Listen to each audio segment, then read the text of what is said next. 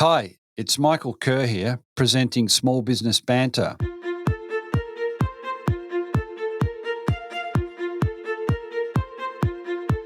A healthy micro and small business sector means a successful economy and a more vibrant society. Small Business Banter is about helping regional business owners better prepare for current challenges, but also for the next stage of business success. I'm Michael Kerr, founder of Kerr Capital, advisors to business owners. Each week, I interview a fellow small business owner or an expert, and they share their stories, their lived experiences, the wins and the losses, and their best advice to help you, the listener, get the most you can from your own business. Small Business Banter is brought to you from the studios of 104.7 Gippsland FM and is heard across Australia on the Community Radio Network.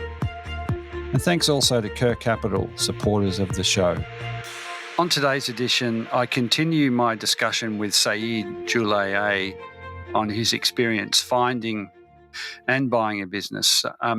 If you missed the first part, which played out last week, you can go to the Small Business Banter podcast and you'll find that first episode, as you will this one if you want to listen back again. If you're interested in buying a business, you're going to get a lot out of both sessions. In this second part, Saeed talks to us about a range of things, and we start with how he got to a value for the business that he ultimately ended up buying. So he talks about going to school, learning about some of the industry jargon, about multiples, and about finding a way through to ultimately putting down an offer that the owner accepted. Included in that was how do you make sense of potential in the business, which is always a real tricky one. So, what is the future might look really bright and better, but how do you pay for that now? So,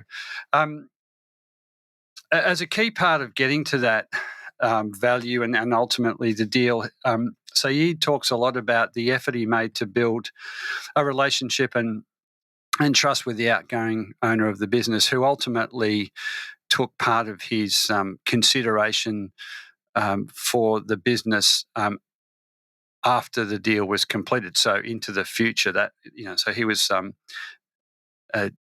Saeed and John, the owner, had to work together for a period of time, and a year or two after he'd purchased, some more money was going to change hands. So it's really important you have that commercial relationship between the two of you. Amongst other things, Saeed talked about the importance of understanding the reason why an owner is selling. He commented that that owners, and in his case, John, it's not always about about the dollars. So because it's the business has often been someone's baby, and you need to to factor that in. And then he talks briefly about his experience working with the owner post actually buying the business. So again, going back to that trust and relationship they'd built, that made that a whole lot easier. And he talks about now settling into the business and starting to think about where to for his manufacturing business as part of this move back to Australian manufacturing. And he also briefly talks about the hidden market, where you might find other businesses. Let's go to the interview with Saeed. So when you got to a point of however many meetings you had with this particular the business you ended up buying, can you talk about your approach to how you came up with a value that you were prepared to pay? You don't have to talk about the specific numbers, but your approach. I mean, there were probably in the information you were given there was an asking price, and then there's you do all your due diligence and analysis, and you come up with something that makes sense for you, and then the negotiation begins. But what can you tell us about the way you approached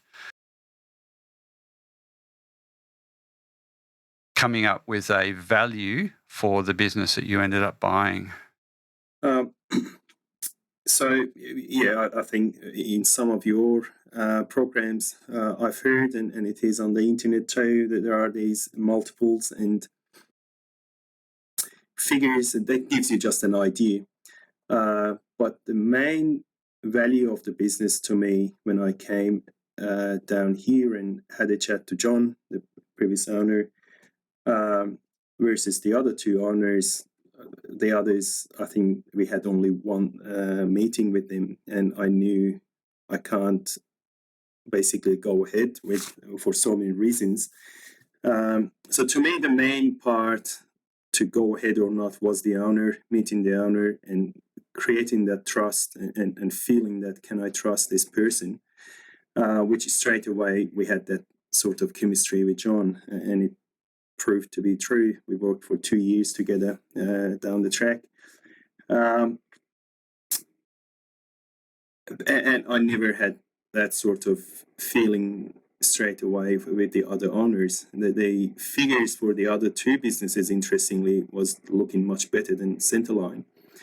But yeah, I just couldn't go into business with those sorts of different type of business was different, but also the owners were a big factor, and the reason they're quitting also was a big factor.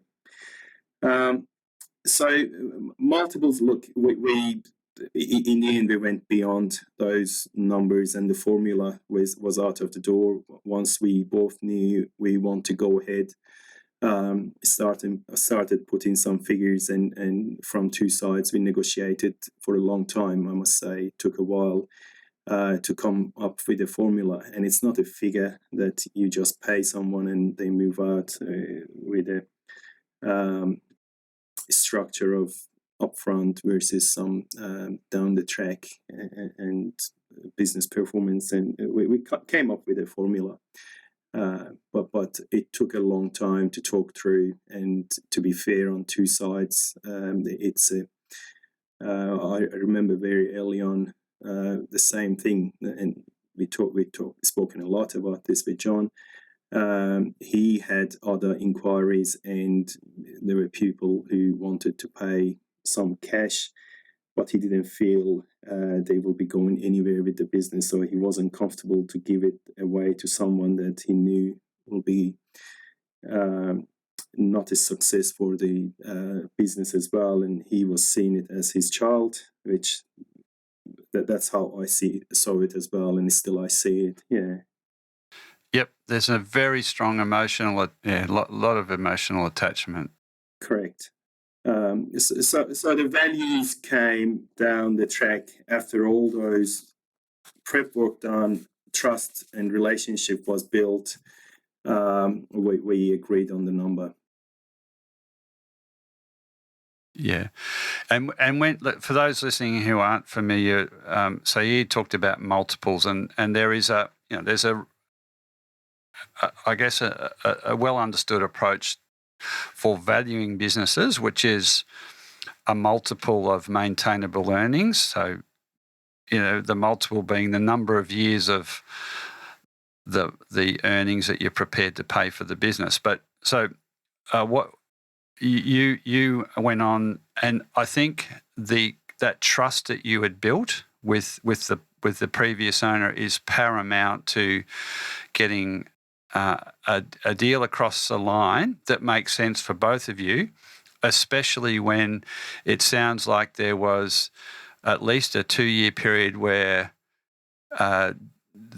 John, the past owner, had a vested interest in ensuring the business transitioned well to you. Is that because he got something at the start and something along the way and at the end, and a lot of those deals, they're typically called earn-out. So the portions paid up front and a balance based on performance over time. A lot of those fall down when the two parties just focus on the numbers and don't really, have any sense of commercial trust. It's, they haven't spent or invested time in understanding what each other wants out of it. So, it is the investment for me always pays back when if you're going to buy a business, you work with an owner that you're buying from that you can fundamentally, it doesn't mean you have to be best friends. It just means you have to fundamentally trust that, what they're saying to you is right and that they're good for whatever the arrangement might be, particularly if you're going to work together for a long time, or not a long time, but a few years. So but you did start with that, taking the numbers that the broker gave you, doing your own analysis, deciding that the business was something you were very interested in, and then moving more to how can we make this work with John, the outgoing owner? Yeah, exactly. Look, it took a long time, that whole process, and we ended up with one would say, a complicated formula, but it worked for us. And I think every relationship and every business will be different. What you see as the value of potential in the business, what you can bring in terms of improving things and improving the processes, that's whole big part of this equation. Yeah. So since taking over the business, it's three years since you bought it? Yeah, close to. So how and you had a couple, and so 2 of those 3 years or thereabouts have been with John, the past owner, involved. So yeah, how's the business tracking at the moment? What are your plans, down the line? Yeah, we as you would know, Michael, and for your listeners, so Centreline is designing and manufacturing bespoke industrial automation machinery for food and pharmaceutical industries. These are the machines and solutions we built to suit customers' specific requirements. So they're bespoke, and a lot of R&D is going into them. It's just joy and pain along the way to build something that is not existed. These are the machines that aren't existed out there, and we make them reality. The second line of our basically business is also we've got some specialty machinery that we've built over time and designed and keep improving them. So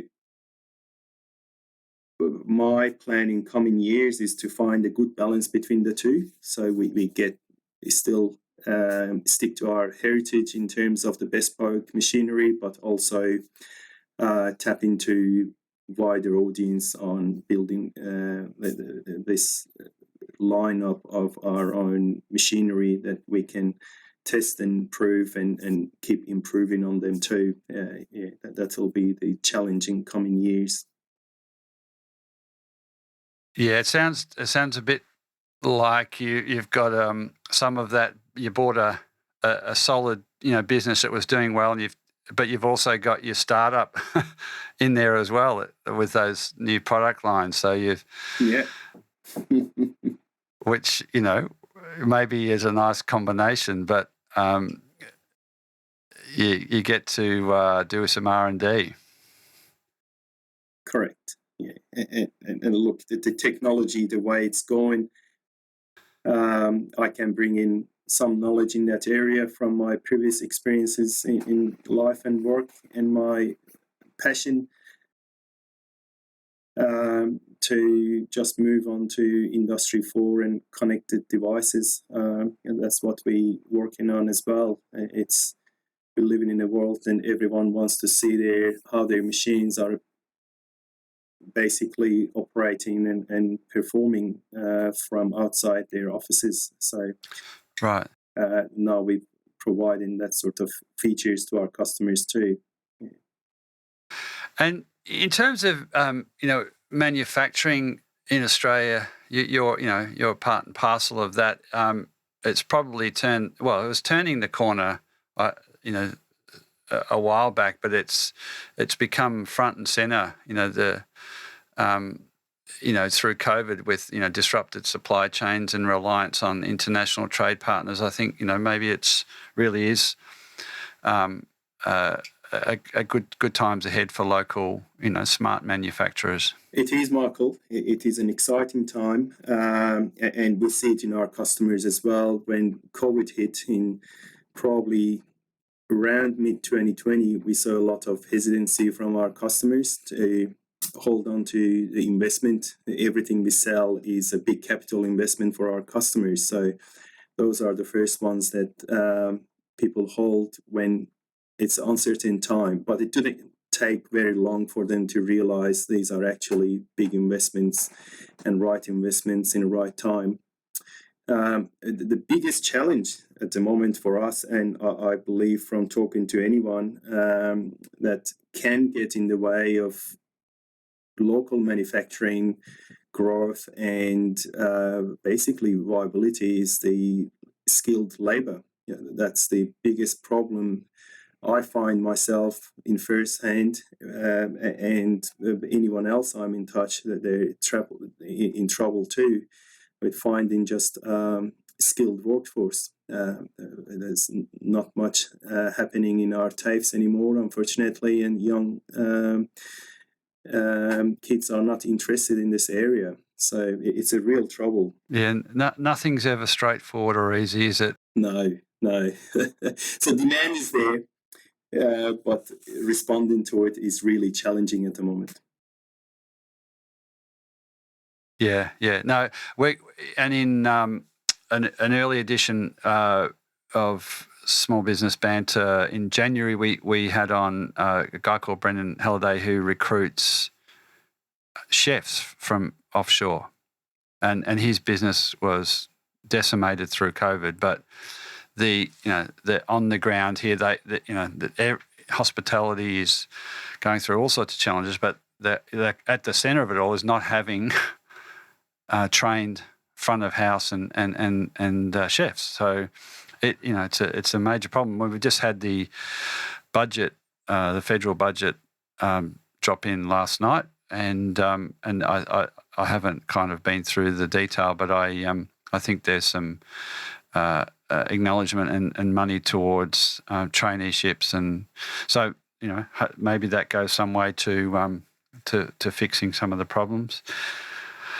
I wanted to kind of round out our discussion, which has been it's so there are a lot of businesses for sale. I as I said, I think there's at any one time 150,000. There's all sorts of it's hard to get a handle on, but there's a lot. That's only a small percentage of the businesses that would sell if somebody knocked on their door, and that's because so many of the businesses are owned by boomers, however you want to categorise them, 50s, late 50s, 60s, 70s, and so this is one of the things that I would encourage anybody interested in acquiring a business is to, yes, do all the homework that you did on, which is absolutely paramount. It kind of helps shape, your decision making and your criteria, but also and go through the disciplines you went through, but also not to forget that there's a lot of businesses that aren't listed for sale, but would be if you knocked on their door. So that's a whole other thing as how you do that. But that's just an encouragement to, we want those owners exiting so they can go and do what they want to do in their next stage of their life. But there are opportunities for others to take them on and do what you've done. So it's there's plenty out there. Your learnings from the process. Can we just finish on some of the things that you've learned about buying, about running, that you would pass on to other potential owners listening in? Yeah, I think my main lesson was to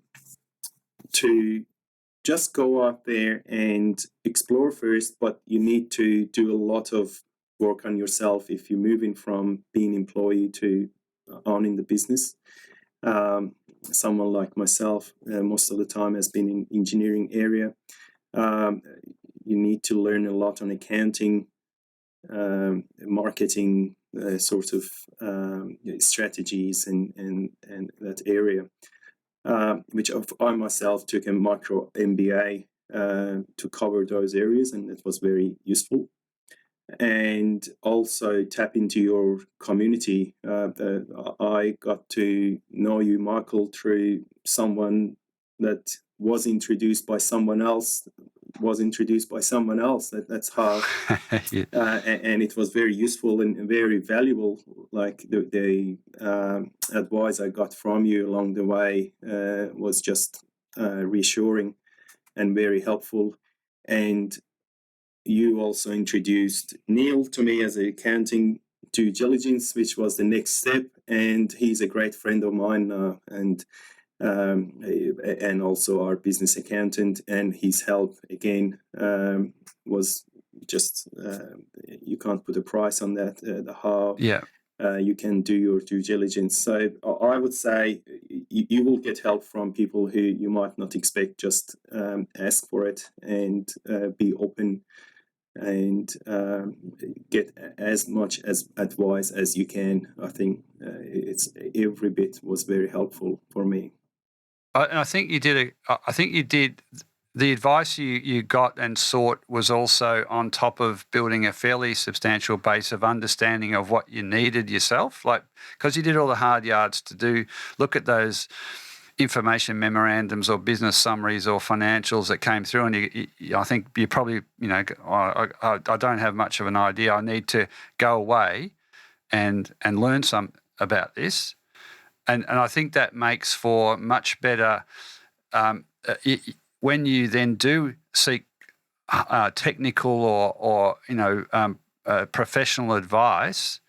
You know more about what you're after. Yeah. And then the advice they come back with won't be completely foreign because you've kind of learnt the hard way about what all this jargon is, and it's as I say, it's on that continuum of not you're in the middle, in the right area between getting too much and outsourcing all the responsibility to somebody else and not getting anything at all, and falling on your backside. That's right. And I would add, having your stakeholders in personal life is just paramount to hold this process. It's a lot of work later on. If you close a deal, it's not easy by any means.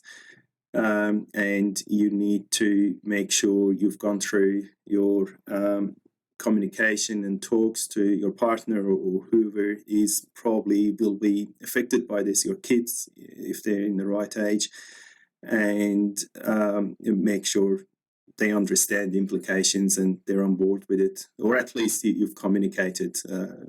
That's very important, I believe, in the hard times later down the track. Yeah, for sure, and probably at the start as well. When you're about, in your case, you left, employment that was as secure as it was. I don't, but because you take all of your stakeholders, your family with you, don't you? And when you take that big decision, and so I've certainly experienced potential buyers of business get all excited, and there's at the minute, I talked about the number of businesses for sale and the number that aren't actually for sale but could be bought, and a lot of that is driven by employees within businesses recognising that the owners, at a time and stage where they're ready to move on, so they're making approaches, to the owner, or in some cases the other way around. The owner says, "Look, how about you guys and gals buy this?" It's sort of I forgot where I was actually going with that, but the point is, you put a lot of time and effort, and it comes back in spades. When you engage with the right advisors at the right time. So,